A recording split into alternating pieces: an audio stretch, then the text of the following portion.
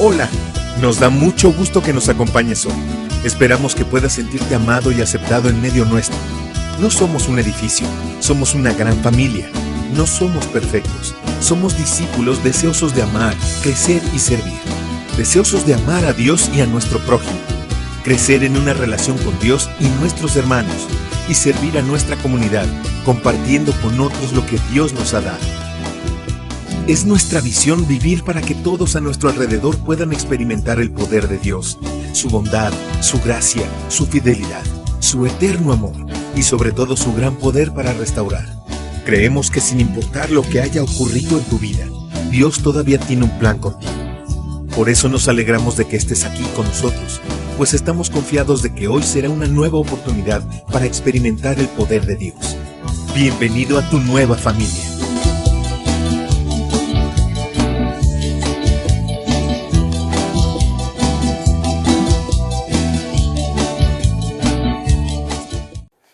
Buenos días, reciban un cordial saludo todos los que nos están viendo. Les invito a que leamos la Biblia en el Salmo 150. Dice: alabad a Dios en su santuario, alabadle en la magnificencia de su firmamento, alabadle por sus proezas, alabadle conforme a la muchedumbre de su grandeza, alabadle a son de bocina, alabadle con salterio y arpa, alabadle con pandero y danza, alabadle con cuerdas y flautas, alabadle con símbolos resonantes, alabadle con símbolos de júbilo. Todo lo que respira alabe a Jehová. Aleluya. Vamos a orar. Gracias, Señor, porque eres bueno, porque estás con nosotros, porque tú nos cuidas, Señor.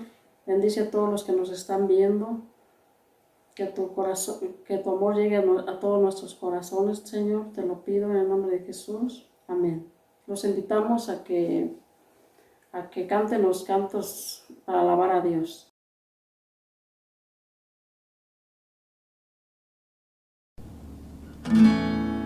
Dame tu mano y estaremos de acuerdo que nuestros enemigos caerán a nuestros pies, pues lo que atares en la tierra será atado en el cielo. Es que en el nombre de Cristo el diablo tiene que huir. Tenemos poder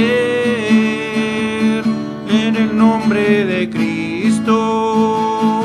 Tenemos poder en el nombre de Dios. Y aunque el diablo ruja, no seremos vencidos, porque tenemos poder en el nombre del Señor. Por muchos años ya el diablo quiso detenernos, pero la iglesia de Cristo aún viva está,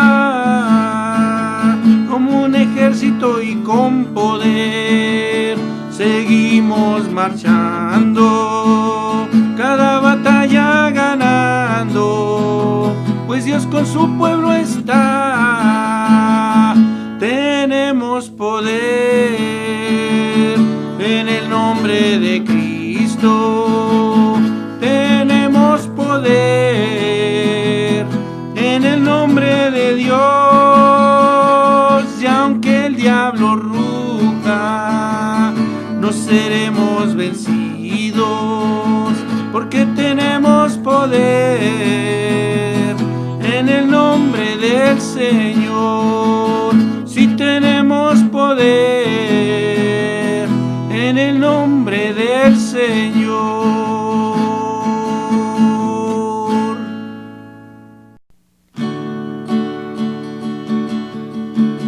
No daré mi vida a nadie más que a ti.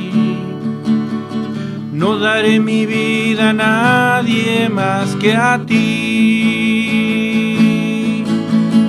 No daré mi vida a nadie más. No daré mi vida a nadie más. porque solo tú me puedes sostener. No daré mi vida a nadie más que a ti. No daré mi vida a nadie más que a ti. No daré mi vida a nadie más. No daré mi vida a nadie más, porque solo tú me puedes sostener. Porque solo tú me puedes sostener.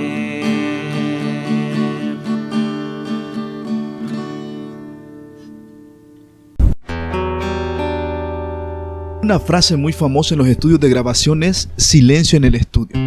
Ella nos recuerda que mientras los profesionales están trabajando, ellos necesitan concentración. Por eso piden la ausencia de silencio. En este caso, el silencio no es sinónimo de inactividad. En el libro de Habacuc encontramos el profeta que se queja del silencio de Dios ante las tragedias que estaban sucediendo en su país. La respuesta de Dios es corta y directa en el versículo 20 del capítulo 2. Leemos: en cambio, el Señor está en su santo templo. Guarde toda la tierra silencio en su presencia. Cuando era pequeño recuerdo que este texto era colocado en un lugar bien visible de la iglesia para recordar que todos debían hacer silencio en la casa de Dios. Sin embargo, el contexto de este pasaje no tiene nada que ver con reverencia. En el Antiguo Testamento, el templo era considerado el palacio de Dios en la tierra, de donde Él gobernaba. El templo era el símbolo de la presencia de Dios en medio de su pueblo. Así, cuando Dios declara que Él estaba en su templo, el significado era claro. Dios no había abandonado a su pueblo. Él estaba allí en su palacio todavía, en el control de la historia. Por eso, la mejor cosa que Habacuc debía hacer era callarse y esperar la respuesta de Dios. Saben, la misma respuesta sirve para nosotros hoy. Dios todavía está en el control de todo. Su silencio no es sinónimo de brazos cruzados. Por el contrario, el gran artista del universo está trabajando en el capítulo final de la historia del pecado.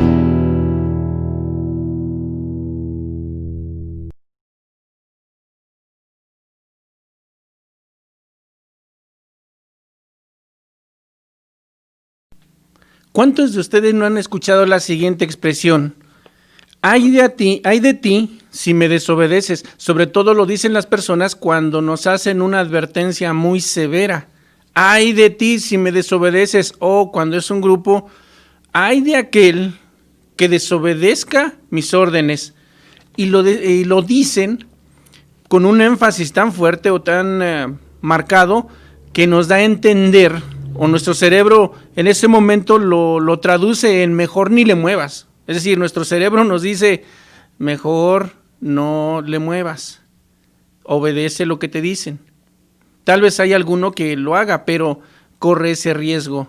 Y vamos a hablar precisamente de eso en esta mañana. En este pasaje se nos dicen 4 veces esa misma frase, ay de aquel que haga esto, o ay de aquel que hace esto. Son 4 veces. Pero saben, hay una cosa interesante que nos habla la Biblia.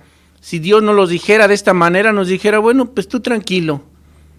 He dicho algunas veces que cuando se lee un reglamento a un grupo de personas, niños, adolescentes, jóvenes, adultos, si se les lee un reglamento, el único que puede chistar o puede alegar o discutir qué severos o cómo es posible que hagan eso, es aquel que acostumbra a desobedecer. Pero aquel que no, dice, bueno, yo estoy tranquilo. Su mente automáticamente le dice, bueno, tú tranquilo, pues si tú no haces eso, entonces, ¿qué te preocupa? 4 aseveraciones o 4 advertencias en este pasaje. Pero, insisto, usted tranquilo o tú tranquilo. Si tú no haces ninguna de estas cosas, mantén la tranquilidad. Y eso es en el texto de Habacuc capítulo 2, versículos 9 al 20. De ahí el tema, tú tranquilo, tú calmado.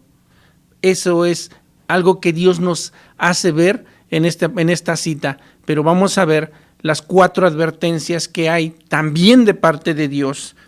La primera advertencia, del versículo 9 al 11, hay un primer ay. Ay del codicioso, ay de aquel que codicia. Versículo 9, voy a leerlo. Ay del que codicia injusta ganancia para su casa, para poner en alto su nido, para escaparse del poder del mal. Aquí Dios está dirigiendo al hombre avaro, al hombre codicioso, la persona codiciosa, y se lo está diciendo de una manera muy clara. Tú prácticamente estás ya madurando para el juicio, o ya estás maduro para el juicio. Ay de aquel que codicia, y sobre todo injusta ganancia para su casa. ¿Por qué?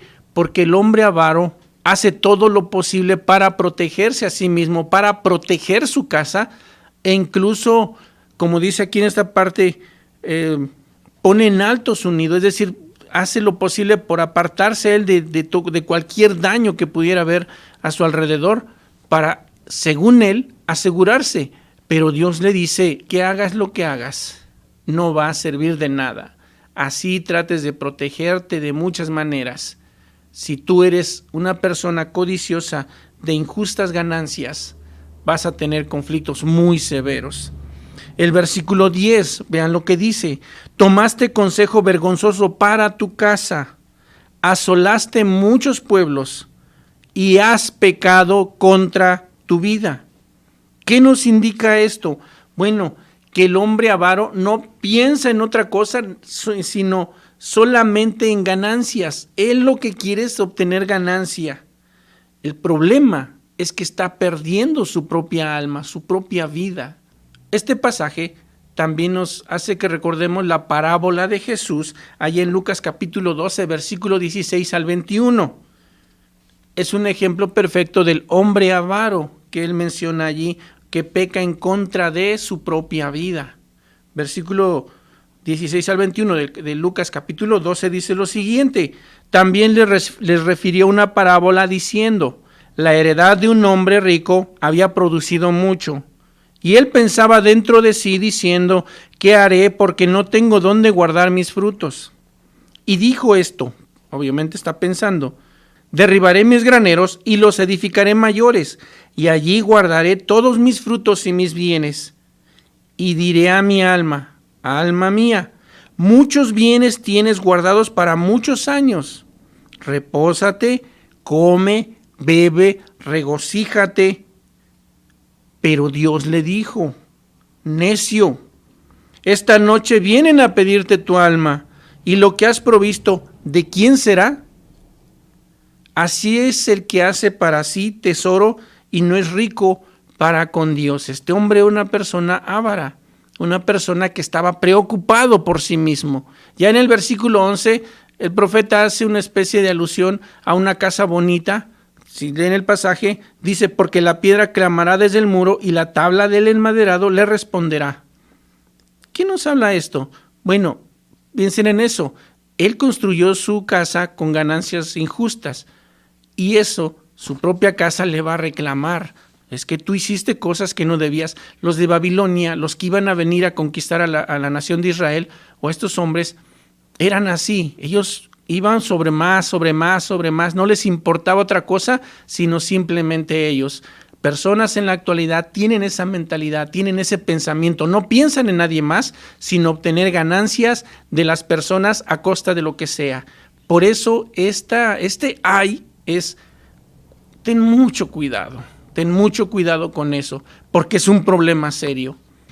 Número 2, o el segundo ay.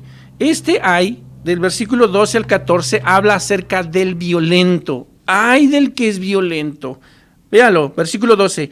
Ay del que edifica la ciudad con sangre y del que funda una ciudad con iniquidad o con maldad.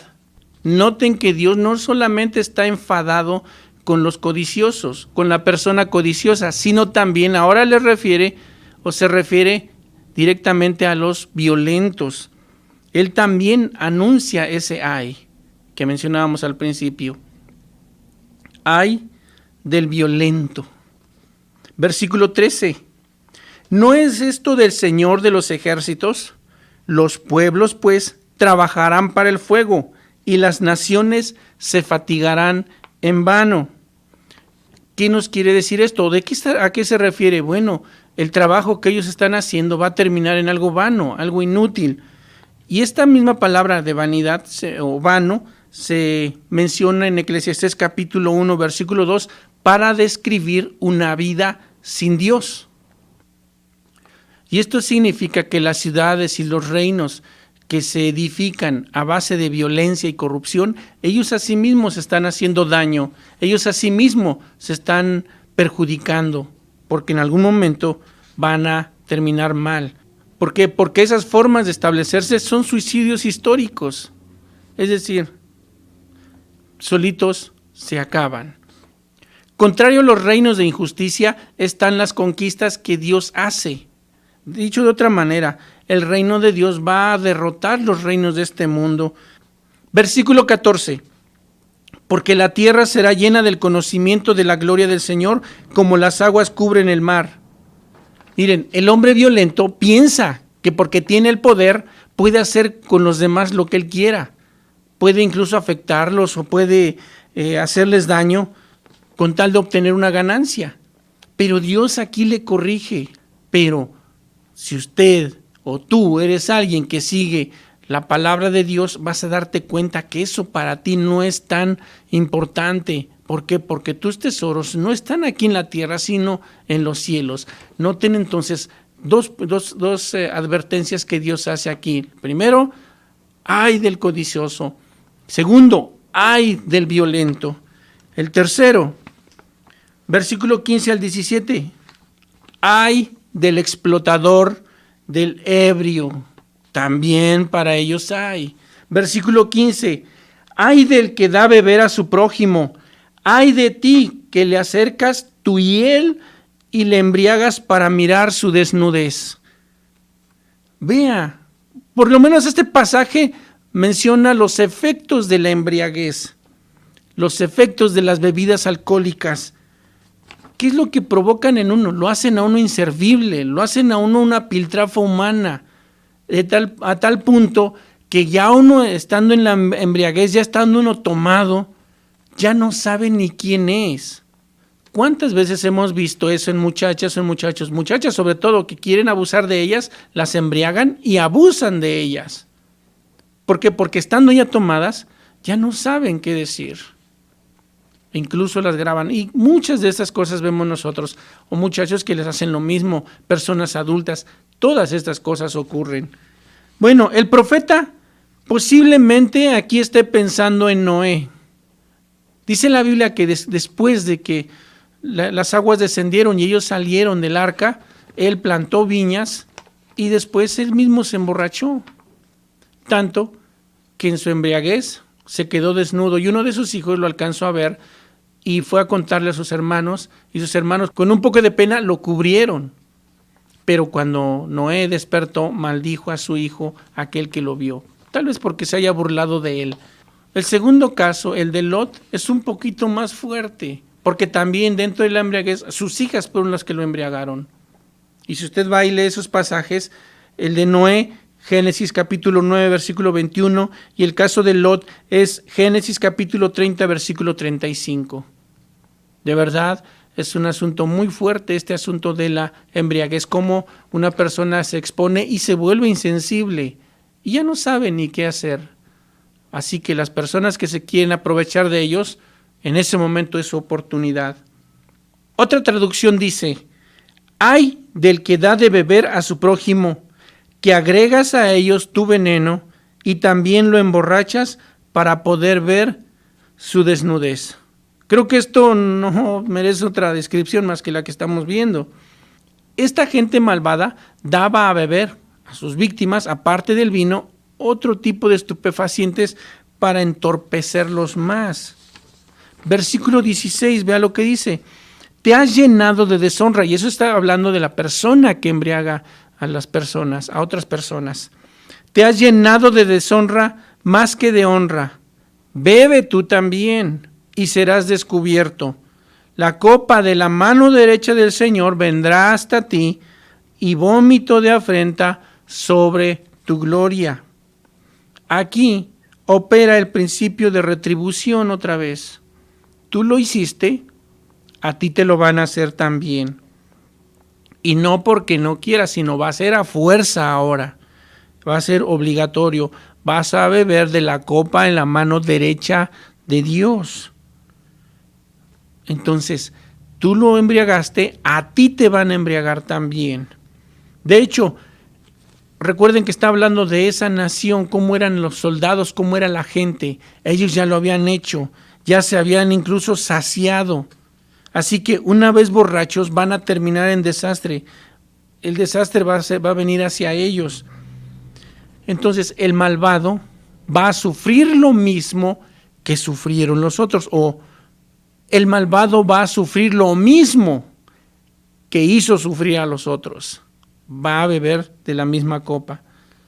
La otra frase que nos menciona este pasaje, vómito de afrenta, está hablando de algo de vergüenza. Vergüenza que van a tener al estar en su propia inmundicia, su propia desgracia. De hecho, esa es la condición después de la embriaguez. Como una persona después de estar bien borracha, ¿qué es lo que hace? Esa es una situación muy fuerte. Pero eso es lo que le espera. Por eso es la frase que hemos visto. Ay de ti que te aprovechas del ebrio, porque vas a padecer lo mismo. Versículo 17. Porque la rapiña del Líbano caerá sobre ti, y la destrucción de las fieras te quebrantará, a causa de la sangre de los hombres y del robo de la tierra, de las ciudades y de todos los que en ellas habitaban. Este pasaje está haciendo referencia a Isaías 14:8. Estos hombres habían arrasado con extensiones de tierra, extensiones donde había árboles, es decir, ellos hicieron eso. Es interesante este pasaje por lo siguiente, porque esto nos recuerda a nosotros que cualquier cosa que hagamos contra la naturaleza, Dios lo toma en cuenta. Todo ser vivo está bajo el cuidado y el dominio de Dios. Entonces, la violación en gran escala de la naturaleza, incluso para fines religiosos, en este caso la construcción de los templos de ellos, como ellos habían hecho, también traía consecuencias, porque no se trata nada más de aprovecharse de la naturaleza y acabar con lo que hay, no. Por eso no debemos considerarlo poca cosa, tampoco nosotros. Si alguien dijera, entonces Dios cuida de la ecología, pues Él es el creador, Él es el creador. Número 4, versículo 18 al 20. Aquí ya entra un poquito en materia a lo que es más fuerte ahora, y es materia religiosa. Ay del idólatra insensato. Versículo 18. ¿De qué sirve la escultura que esculpió el que la hizo? La estatua de fundición que enseña mentiras para que haciendo imágenes mudas confíe el hacedor en su obra. Note lo fuerte de esto. ¿Por qué? Porque la palabra aquí traducida, que se utiliza imágenes, ya en este pasaje es una palabra despectiva. Dicho de otra manera, es como una burla y significa sin identidad. Pues no tiene identidad, ningún tipo de eso. Hay otra traducción que probablemente aclare este asunto. Dice lo siguiente: ¿de qué sirve un ídolo cuando su inventor lo ha inventado? O una imagen de fundición y un maestro de mentiras. Porque el que inventa su propia imagen confía en ella, de modo que hace no entidades mudas. ¿Se dan cuenta? Es muy fuerte. ¿Por qué lo dice? Versículo 19. Ay del que dice al palo, despiértate, y a la piedra muda, levántate. Si Dios ya lidió con aquella persona que es avara, la persona que es violenta, la persona que se aprovecha del ebrio, es decir, si esa persona es una de ellas, es codiciosa, es alguien que no solo es eso, sino violento, y como es violento también se aprovecha de los ebrios, bueno, también tiene otro conflicto, su idolatría. Él prefiere confiar en ellos. ¿Cuántas cosas ya se le acumularon? Pueden ser personas diferentes, pero también puede ser en una sola persona estas 4 cosas. Y las hay.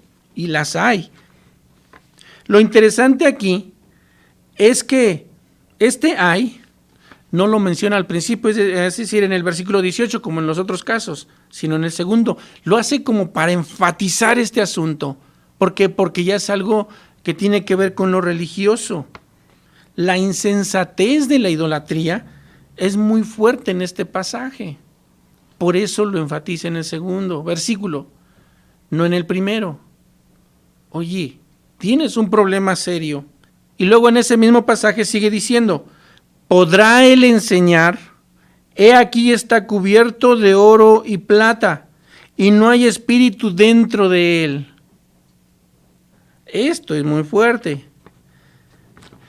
Hay un asombro aquí de cómo es posible que una persona se comunique con alguien que no tiene absolutamente, es decir, a la nada, le está hablando a la nada, está hablando con materia inerte, no tiene ni vida.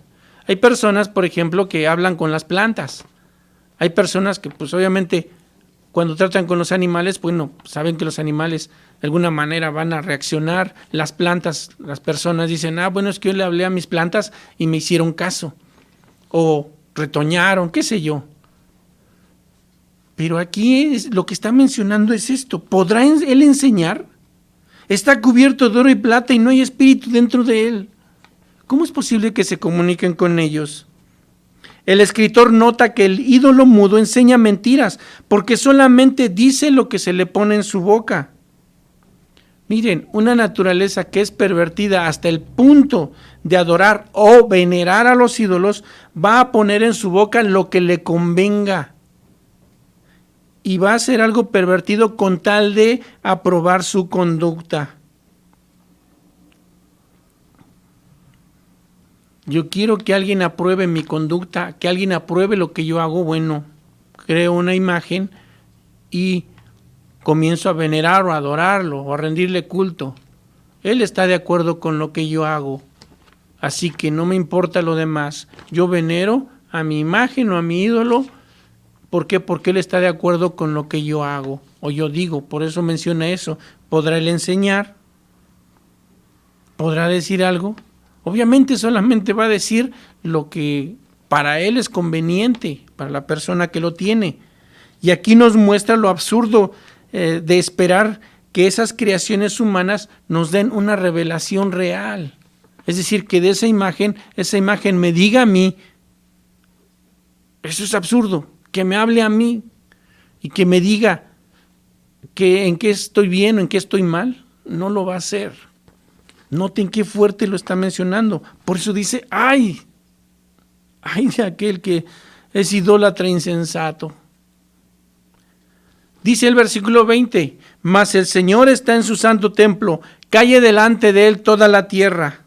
Y este pasaje contrasta con los ídolos mudos.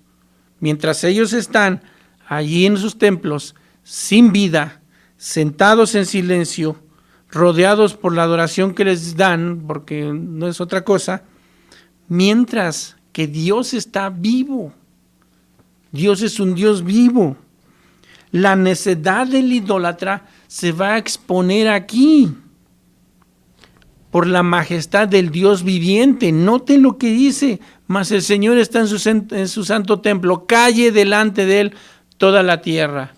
Abriendo un paréntesis de esto, yo recuerdo que sí, en algunos templos lo ponían hasta el frente de los templos para decir, ¿sabes qué? Estás entrando al templo, así que guarda silencio. Pero noten que esto no nada más se refiere a un templo, sino se refiere a toda la tierra. ¿Por qué? Porque Dios es creador de los cielos y la tierra. Él no está limitado únicamente a 4 paredes. Esto que estamos viviendo nos está enseñando muchísimo. ¿Por qué? Porque Dios es quien tiene el control de todo. Por eso, al mencionar este pasaje, mas el Señor está en su santo templo, calle delante de él toda la tierra, nos menciona que es un Dios vivo. Los demás son mudos, pero Dios es un Dios vivo que responde a aquel que le habla, a aquel que clama a él. Esta palabra, calle delante de él, o calle de callar, es una exclamación que significa, como dicen en mi rancho también, chitón o silencio. Noten que las 4 expresiones que ya vimos antes, el ay de aquel que es codicioso, ay del violento, ay del que se aprovecha del ebrio, y este otro, por último, ay del idólatra insensato, cierra con esto. Termina con una revelación de que Dios está trabajando. Y ese es un llamado a los justos, a ser fieles. Es un llamado para usted, para mí, para ti que me estás viendo, que nos estás escuchando. Este llamado es para aquellos que le son fieles a Dios, de que permanezcan en esa fidelidad. Dios está trabajando, Dios los conoce a ellos. Si tú conoces o si tú estás en esta condición, mira la advertencia que Dios hace, porque cada uno de ellos va a recibir retribución, cada uno de ellos va a recibir su merecido castigo. Dios no es ajeno a lo que está ocurriendo, por eso termina diciendo: mas el Señor está en su santo templo, calle delante de él toda la tierra. Dios está trabajando. En silencio, tal vez, ahora en esta situación en la que estamos. En silencio, pero está trabajando. Él no es ajeno a lo que está ocurriendo a nuestro alrededor.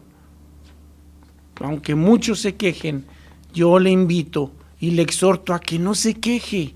Siga confiando en Dios, sígale siendo fiel a Él, sígale siendo fiel. Permítame concluir con lo siguiente. Dios nos recalca en este pasaje su sabiduría, su fuerza y su triunfo definitivo sobre los perversos. ¿Por qué? Porque Dios sabía que Babilonia tenía toda esa clase de gentes y los enumera aquí. Estaba llena de gente orgullosa, estaba llena de gente codiciosa o ambiciosa, estaba llena de gente violenta, estaba llena de gente que se aprovechaba de los ebrios, y obviamente también había gente que se emborrachaba continuamente. Y no solo eso, sino también había gente que era idólatra, de hecho toda la nación en sí. ¿Por qué? Porque sus triunfos se los atribuían a sus dioses. Pero ya Dios de antemano había dicho qué iban a hacer. ¿Por qué? Porque Dios se los permitió. Ahora, no solo eso, en este mismo pasaje también se nos menciona que Dios sabe tratar con toda esa clase de personas. Y en la actualidad sigue siendo lo mismo. ¿Por qué? Porque Dios sigue siendo el mismo. Él no ha cambiado. Él fue ayer, es hoy y va a ser siempre. Dios es así, Dios es un Dios sabio, fuerte, y Él va a triunfar sobre la gente perversa. Así que nosotros podemos y debemos seguir siendo fieles a su palabra, seguir siendo fieles a Él, a pesar de las circunstancias que nos rodean. ¿Qué es lo que nos corresponde a nosotros hacer? Bueno, sigamos siendo fieles. Compartan todavía en sus redes sociales, síganlo haciendo, sigan llamando amistades, denles una palabra de ánimo, oren por ellos. Hay familias que han perdido a sus familiares. Llámenles y díganles: ¿sabes qué? Estoy contigo. Oren por ellos. Compartan pasajes de la Biblia.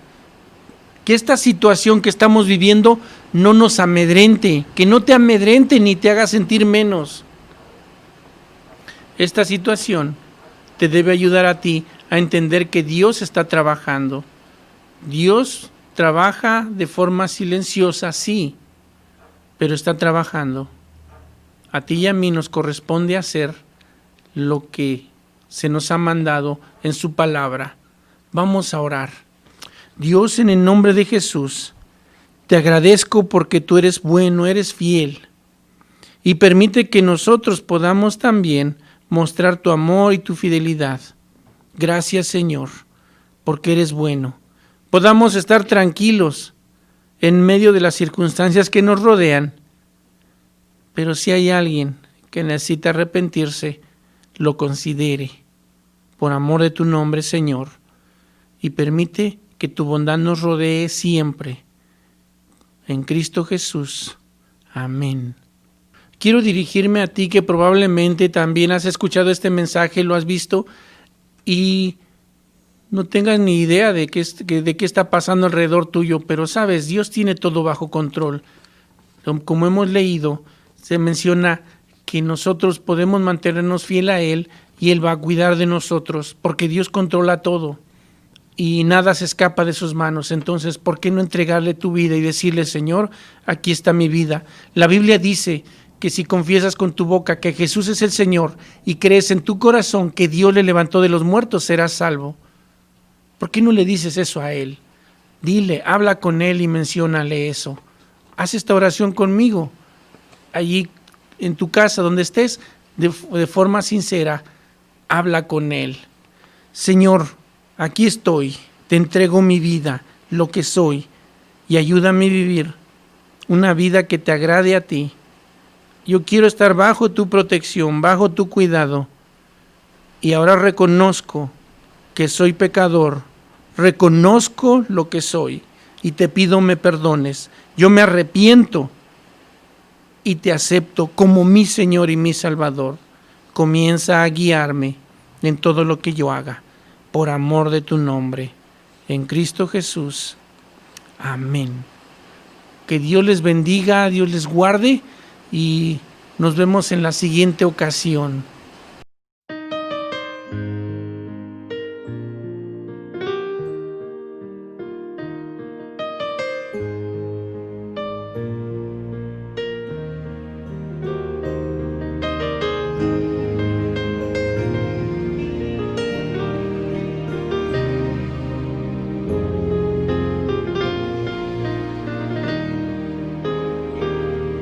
Cuando cuesta mantenerse de pie, cuando cuesta caminar sobre el mar, cuando el viento debilita mi fe, saber que estás ahí me da paz. Tú me das paz. Me das paz,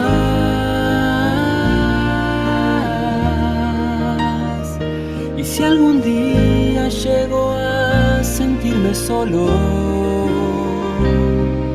recuérdame que a mi lado tú estarás.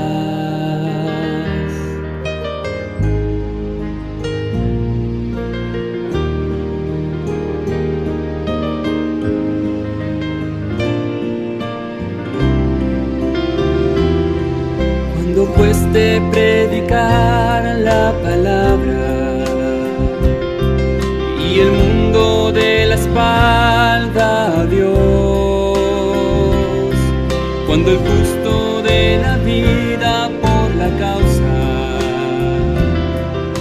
libéranos del yo y llénanos de paz.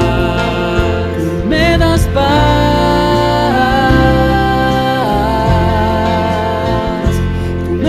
Paz,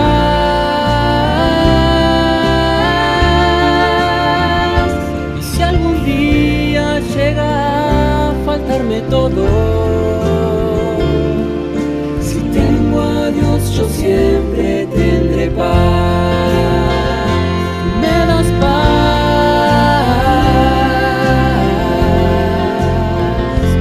me das paz.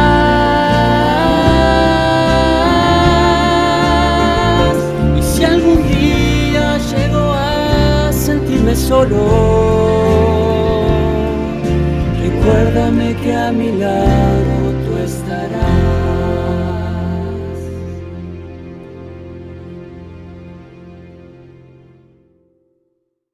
Hemos llegado al final de esta transmisión. Los invitamos a orar. Señor, gracias porque nos cuidaste durante la semana. Gracias porque nos bendices con alimentos. Gracias porque nos da la salud. Gracias por los niños que ya entraron a la escuela. Darles mucha sabiduría a cada uno de ellos. Por los muchachos de la universidad, Señor. Cuídalos y protégeles. Darles mucha sabiduría también a ellos en la escuela. Te pido que también que nos bendigas con la lluvia. Gracias por todo lo que nos da, Señor. Te lo pido en el nombre de Jesús. Amén. Los invitamos a que sigan escuchando el domingo, el próximo domingo, que escuchen la palabra de Dios. Que Dios los bendiga.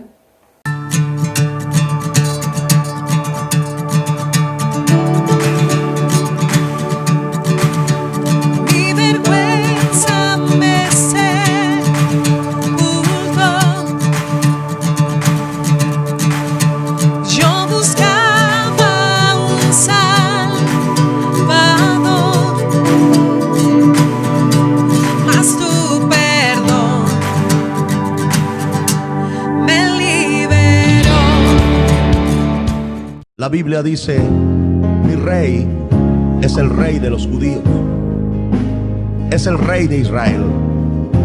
Él es el rey de la rectitud, es el rey de las edades, es el rey del cielo.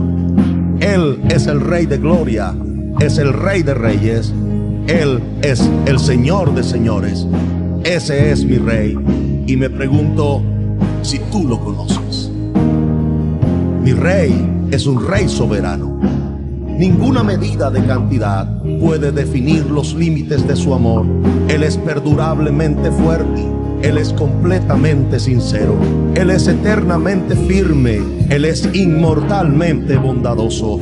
Él es imperialmente poderoso. Él es imparcialmente misericordioso. Tú lo conoces. Él es el más grande fenómeno que jamás ha cruzado el horizonte de este mundo. Él es el Hijo de Dios. Él es el Salvador de los pecadores. Él es la pieza esencial de la civilización. Él es incomparable. Él no tiene precedentes. Él es la idea más exquisita de la literatura. Él es la personalidad más alta en la filosofía. Él es la doctrina fundamental de la verdadera teología. Es el único calificado para ser el Salvador. Me pregunto, ¿tú lo conoces?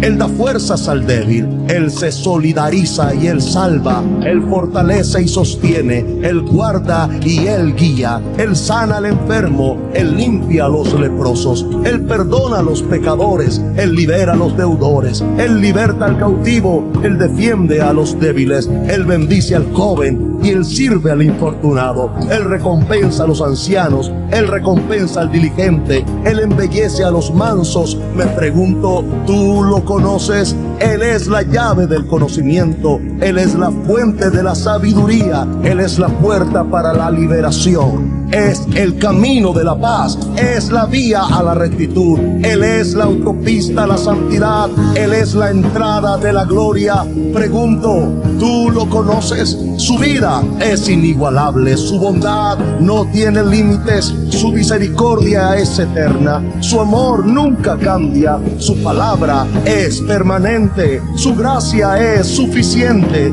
Su reinado es justo. Su yugo es fácil y liviana es su carga. Desearía poder describirlo, pero Él es indescriptible. Él es incomprensible. Él es invencible. Él es irresistible.